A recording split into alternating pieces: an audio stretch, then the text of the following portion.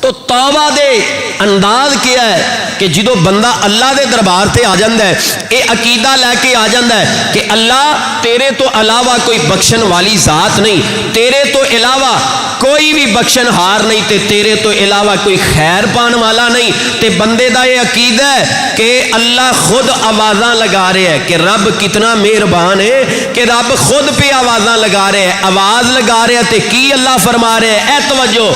مولا فرماندے نے وَتُوبُوا إِلَى اللَّهِ جَمِيعًا أَيُّهَا الْمُؤْمِنُونَ لَعَلَّكُمْ تُفْلِحُونَ۔ اے ایمان والو، اللہ فرماندے نے آجو میری ذات وال،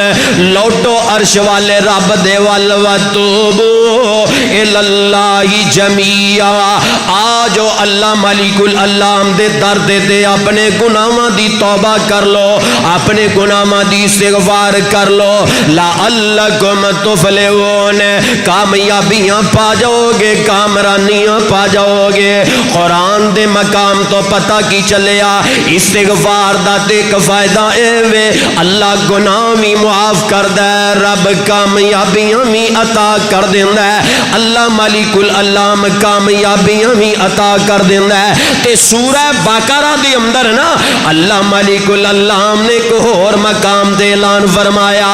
ان اللہ یحب التوابین ویحب المتطہرین۔